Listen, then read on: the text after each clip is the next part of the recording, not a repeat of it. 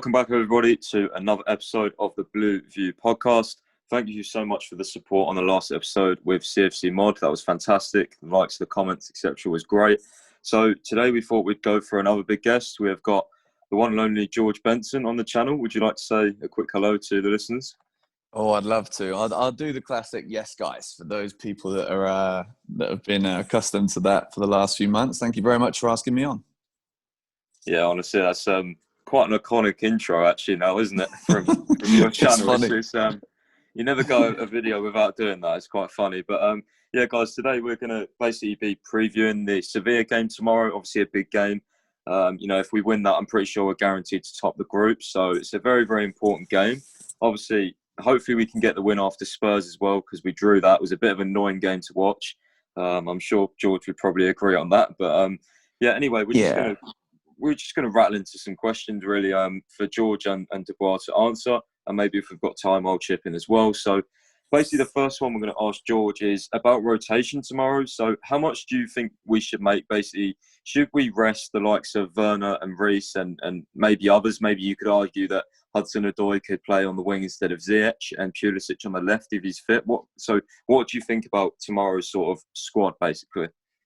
I think there's a couple of things for Frank to look at for this one. The game that we are about to play at the weekend against Leeds, we know is going to be very intense, going to be very high octane.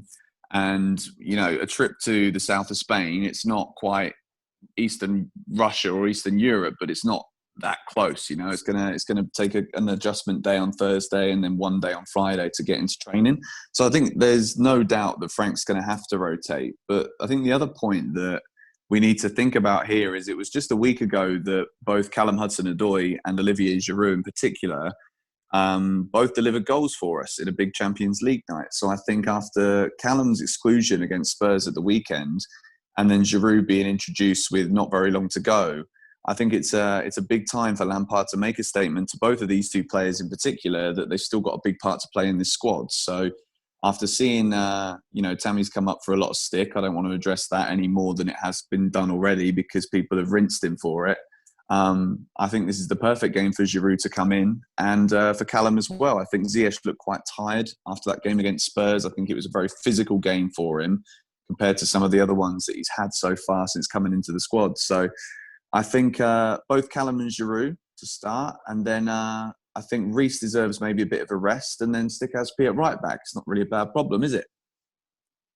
No, yeah, I definitely agree with that. I mean, a good point there about Giroud. Obviously, it's a very, very big sort of time coming up for him, especially with the January window. Obviously, Lampard's saying that he wants Giroud to stay, but, Giroud's probably thinking to himself right now that I need to get out of here because of the France Euros, etc. So, I mean, I personally really like Giroud. I know Dubois is a big fan of him and I want him to stay, but he definitely does need to get more minutes. And I think the thing that concerned me a little bit was obviously how late he came on against Spurs, because I don't know about you, George, but I was watching that game and I was very, very vocal about, Giroud coming on earlier for Tammy Abraham in that game, just purely based on the fact that we was just literally spamming crosses. Like we was basically forced to go out wide and just hit balls into the box because of the way Spurs were playing. Nothing was through the middle. There was nothing that Tammy could do. He was trying to come to the ball to feet, but it was just going out wide all the time. Spurs were forcing us to play such a way that, Giroud would have been very, very used to. I think he would have scored at least 2 headers that I can count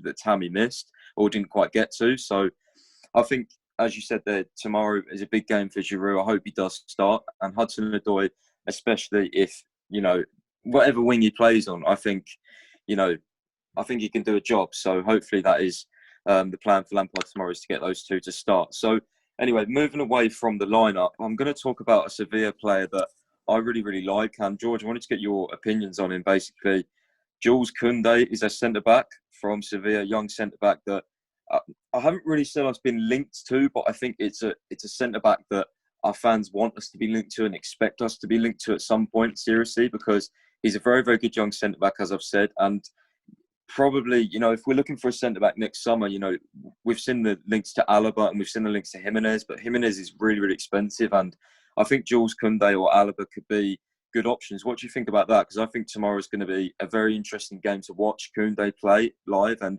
we all know about Lampard is Lampard likes to see players that he's seen live. You saw that with Ziyech, you saw that with Chilwell and etc. So, what do you think about Jules Koundé personally? I mean, if you think about the quality of attacking players that we have, for me, there's absolutely no doubt that Chelsea's attack is on a par with the majority of teams in the Premier League. And then I guess when you start the European conversation as well, it doesn't get much better than a World Cup winner, Olivier Giroud. You've got Christian Pulisic, who I think is already world class, and then Hudson-Odoi, who's obviously an up-and-coming player as well. Seeing players play against these kind of players gives us a very good idea as to the quality that we can expect if we were to go in for one of these players when they're playing for us. Against opposition in the Prem, it's very, very competitive. And I think particularly with someone like Giroud, who is a bit of a handful, well, more than a bit of a handful. And I think, seeing his physicality up against someone like Giroud could be key for Lampard if he is looking to kind of spark an interest in an individual. But yeah, I definitely think the centre-back position, obviously it's not something we immediately need to address right now because Thiago Silva's balling out for Chelsea right now. He's been fantastic. And Zuma as well. I think they've both elevated their games as a result of one another. But yeah, I think as for the other targets as well, I've mentioned it myself on my own channel today about Alaba being a very good option because he brings a versatility, not be it just in centre back, but left back or CDM or maybe even as a backup for Mount in like a number 8 position as well, similar to what he does for Austria. So I think Alaba would be my preference, but Chelsea's scouting network and the way we've conducted business for a long time now has been very good. And I think recently we've shown that we're not just here now to spend money on bit part players who have one good season. We're here to build a team for the future. And I think Frank is obviously going to have his eyes on the youngsters because that's the kind of route we've taken with trying to rebuild this squad in Lampard's image. So, yeah, no, I'm excited to see, but hopefully he has a bad game and we score 4 or 5. Yeah, that's the ideal plan, really. But you never know what's going to happen. So you mentioned Alaba there, and I just wanted to go on that a little bit. And another player, obviously, we've been linked to loads and Lampard likes is Declan Rice. So talking about Alaba and these other players and Alaba's versatility, do you think that Declan Rice is necessarily needed now that obviously Kante's very, very good at lone DM now, and obviously you've got Alaba that is a better centre back than Declan Rice, and these are sort of guys that are in the same positions, can say they're both very versatile in the same areas. So do you think that Rice is kind of like a necessity now, or do you think that sort of link has died off a little bit? I don't necessarily think it's ever been a necessity for Chelsea. I just think that the narrative behind the Declan Rice story is one that is obviously very favourable for Chelsea Football Club. And I think when you look at the importance of, say, a Mason Mount, I do think that Chelsea probably do buy into that idea of, reuniting 2 best friends, 2 young English players that will play together for club and country, a bit like a lot of the other players that we've currently got in this squad who are going to grow up playing in a blue shirt and then in the international break playing for England together, whether that's starting or off the bench. So I think for Chelsea, with what we are looking to build and what we are building, Declan Rice is the mould of that kind of player. If you think about the captains, let's talk about that at the club right now. You've got Azpilicueta, who has lost his place to Reece James, rightly so in my opinion, because Reece is different gravy. You've also got Jorginho, who I don't think is going to be at the club for any more than another 12 months maximum. And he's the other natural leader in this side. And then you've got Thiago Silva, who, as good as he is, he's 36 years old. We can't, deny that fact. He's not going to be around forever. So I think Declan Rice for Chelsea, it's not only that narrative of how, I hate the word nice, but it would be nice to see him come back to Chelsea. But I think he's got that kind of captain's mentality. He's doing it at a very young age. He's only going to improve. And he's a Chelsea boy at heart as well. So I think it is a story that would see, Declan Rice probably even captain Chelsea in the future. But at the moment, if we bring it back to what you mentioned about Alaba, I think Alaba is more of a complete defender. And I think that with the quality we have of the youngsters already at the club, we need to be bringing in more players that are in the prime of their careers already. And I think Alaba would fit that bill 100%. Yeah, I mean, that's a very fair opinion there, to be fair. I know, obviously, something that you mentioned there about the captain sort of the leader aspect of Declan Rice. That's something I've mentioned before. So, Dubois, what do you think about what George said there about, especially the captain sort of side of it? Do you see that as I don't know about a main reason to sign him, but one of the biggest reasons? Or do you think that obviously we should go somewhere else like an Alaba, or maybe do you even think that Ampadu should come back instead of Rice? Because I know that's something that we've said, maybe we should just save some money and not spend 60, 70, 80 million on Rice and just promote Ampadu. What do you think about that? Yeah, I think there's many ways you can look at it, really. I mean, Declan Rice, I've been a massive advocate for him. I think he's, like George mentioned, he's an excellent player at his age. He's got the leadership side of it. And, what's more than you like the fact that he's a massive Chelsea fan, he grew up Chelsea. So I think he would be a signing that it's not a risk. It wouldn't be a risky signing at all. I think Rice has got a lot of potential. But I think the price tag is something that would put a lot of people off. It's not something I personally would affect how I view Rice, because I think Rice is, the ceiling he's got is crazy. I think the way he would settle into the squad would be similar to how Chilwell's coming in and settled in. I think it would be quite a seamless transition. So I think if from that perspective, I think Rice would be definitely should be or could be a priority, and I think rightly so. However, if you've got someone like Alaba on the market, I think many people might sway towards Alaba based on the fact that it is Alaba. So I think it definitely depends on how you see it, whether you think Chelsea should invest in long term with Rice, or again Alaba is more short term. You could argue and more versatile in the sense that George mentioned he could play multiple positions. Um, so I think at the moment it's between those two, and I guess personal preference comes into it. But I know, like you alluded to at the end there, many might even suggest Ampadu, but I think it might be a bit too soon for Ampadu if we're going to look at options like Rice and Alaba. Yeah, okay, fair enough. I mean, it's a game of opinions, guys, when it comes to Declan Rice and any signing in general. So just bear that in mind, obviously. Don't go crazy, any of us, if you don't disagree. But yeah, or if you disagree, I should say. But yeah, I mean, with Alaba, you mentioned the bar. Obviously, I think in terms of Alaba's potential signing, I think one of the things that we haven't mentioned is his wages. I feel like they're going to be the stumbling block. If he accepts a sort of a pay cut, then I think that he can join. But obviously, the things that I'm reading and seeing is that, his wages demands are astronomical. Like, they are crazy. Like, it's ridiculous. So, and I don't think that, knowing how Marina is and what we've seen in the past, that she will suck up to people's demands. I don't believe that. I know she likes to get her own way in transfers, and she gets what she wants and she gets what the club needs. So I think that with Alaba, it's going to come down a lot to wages. But anyway, let's move on from signings and centre backs. So staying on the sort of UCL thing here, the theme. So I'm going to play a little yes or no game. I'm going to ask you to basically for your predictions, and then I'm going to say some teams that we could draw in the next round, like hypothetically. Obviously, we don't know where every team's going to finish yet, but it's going to be a yes or no game, and I'm just going to roll out some teams that I think will qualify and give us a really, really good game. And I'm going to ask for your predictions on that game, hypothetically, if it was to happen. So, George, I'm going to start with you. So, an overall Chelsea UCL prediction.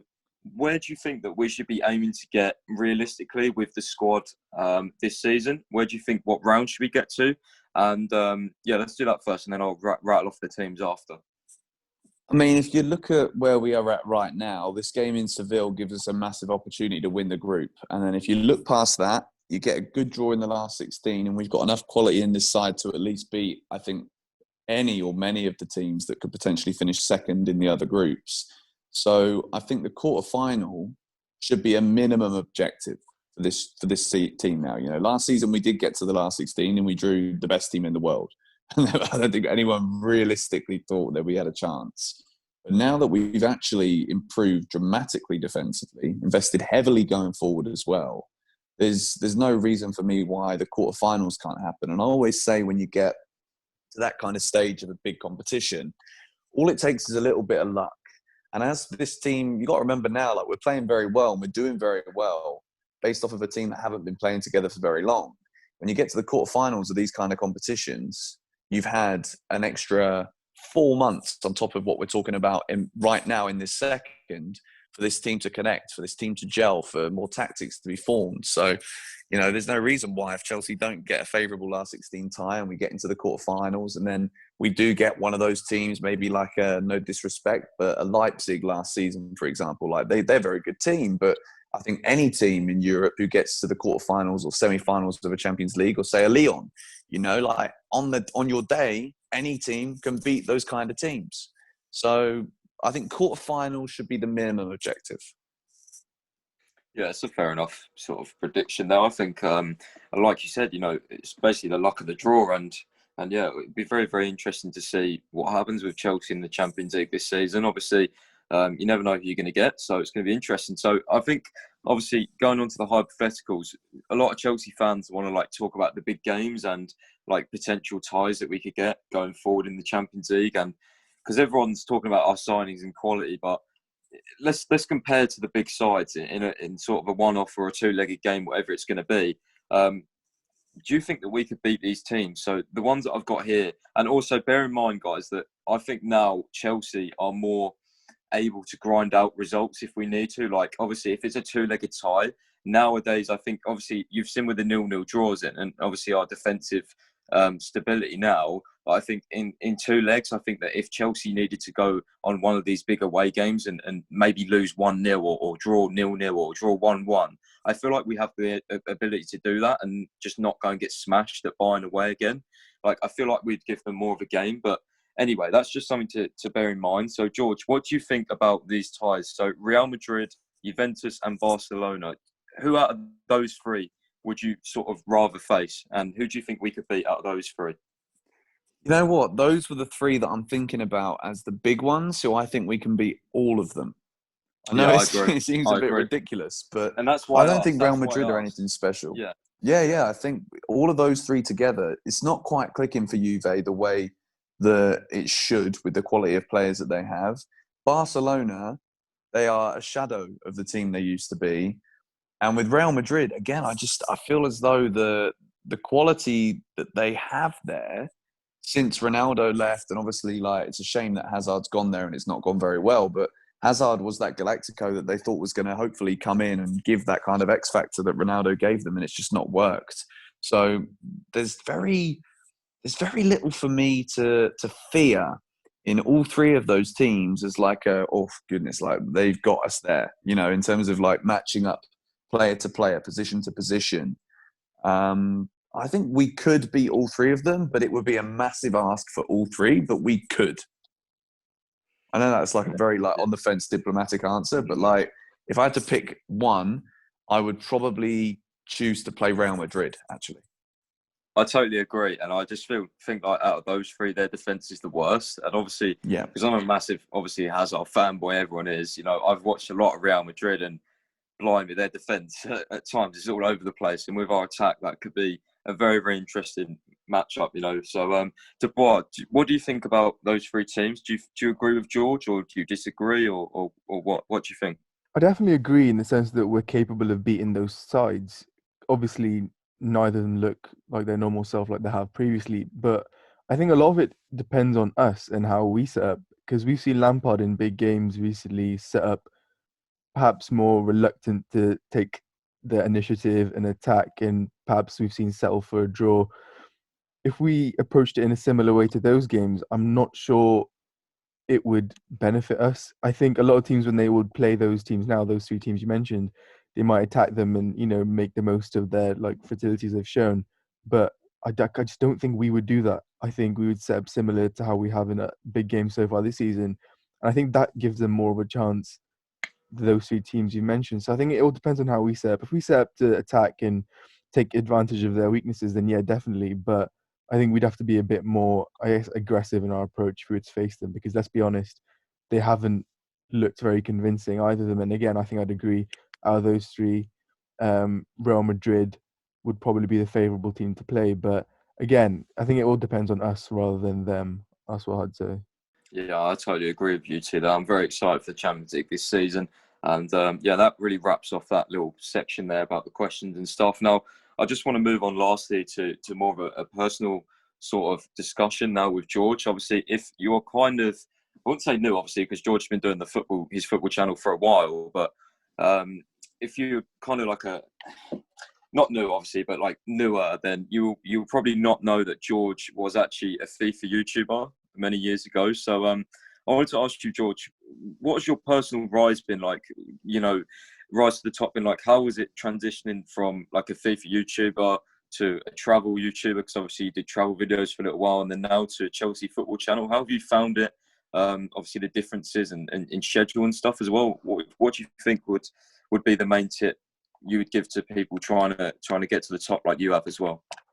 I think the interesting thing with me is everybody who's seen me do anything online, be it on like the old main channel, which was like chat roulette stuff, FIFA and all of that, and then with the travel vlogs, and now with the football channel, like all of the different projects have all been, however you want to define success, but for me, I've always succeeded in what I wish to do with all of them. You know, it was at the stages in my life that I did those things. I did them because at the time that was what I wanted to pursue the most. You know, that's how I had the most fun, or that's how I thought I could develop myself as a creator, as a person. And whenever I got to a point where it was going very well, I'd get bored and want to do something new. And people would be like, well, why on earth would you just stop making FIFA videos and start doing travel videos? And I think in terms of advice, people get so caught up these days on the internet with numbers of views, of followers, of likes, of all of this stuff. And really all these things really define is your own vanity. You know, if you're doing something because you want to get these numbers to be higher, then are you really doing it for the right reasons? And I think one thing I've always been very proud of myself with is that I've never really done something to follow where I'm going to make the most money or where I'm going to gain the most following. I've always done the project or the passionate thing for me at that point of my life. And I think when it comes to now starting this the football channel, which is obviously pretty much a Chelsea channel, but I branded it as a football channel just in case, you know, you never know what happens. So it's, for me, it was just like, well, I got to a stagnant point of making content where I just felt like I didn't want to go back to gaming because I stopped it because I was tired of being in my room every day. And then travel content became the most saturated market in YouTube and Instagram and everything else. And a lot of it's just bullshit and fake, if I'm honest. So I was like, you know, I've seen a lot, I've done a lot. What's one thing that I know for forever I'm going to want to talk about and want to do? And whether it's watching Chelsea or talking about Chelsea, I could do it with a brick wall. So for me, like starting to do Chelsea videos was an absolute no-brainer when I got to that stagnation point in my career, I guess. So yeah, I'm loving it. Absolutely loving it. Yeah, that's honestly a brilliant answer. And guys, remember, like, if you're trying to grow anything in specific, obviously, let's just mention like Twitter account or something. As George said, don't be afraid to like go into new areas. You know, if it's Twitter, don't be afraid to post different things or make compilations or stuff to get like kind of successful. I guess in a way, you have to obviously dedicate a lot of time to different things, but just don't try and, you know, get caught up in one thing if you don't think it's making you happy. Always do what makes you happy. And yeah, I think that's a very, very important message for this episode. Obviously, people will be listening to George, obviously. So yeah, it's a very, very good answer. And just to finish it off, guys, I really think if you do want to watch a particular FIFA clip of George, I'm sure he remembers this one. I'd like you to go and look up the legendary FIFA clip of you discarding Vieri, because that was one of my favourites. So, I haven't heard that for a while, actually. I've forgotten, but now I've remembered. I'm still annoyed. No, honestly, it's only Vieri, but still. So if you want to take a moment away from his Chelsea content, then go and look that up and see. It's bloody brilliant in your face to see that. So yeah, anyway, thank you so much for coming on for this episode. We appreciate you giving all your opinions and everything and taking your time out. So yeah, thank you so much. And yeah, guys, we will see you in the next episode. George, is there anything you would like to add on the end? No, all good. I just want to say a big thank you to both of you for asking me on. It's been a good chat. Always love talking about the Chelsea, and we haven't linked up before, so now we have. And yeah, thank you very much. Yeah, it'd be great to have you on again. Honestly, thoroughly enjoyed this discussion, guys, and hopefully you have too. If you are new around here, you know, do the usual. As I ask, guys, please leave a like and subscribe if you don't mind. So yeah, more big guests coming up soon. We've got a transfer special next episode with someone from the Athletic, so we will reveal that very, very soon over on Twitter. So yeah, go follow all of us, and links down below in the description. And yeah, guys, thank you for watching and listening. Obviously, if you're on Spotify as well, we don't usually mention Spotify enough as we should, but yeah, I know a lot of you do listen over there, so thank you very much, and we will see you in the next episode. Take care, guys.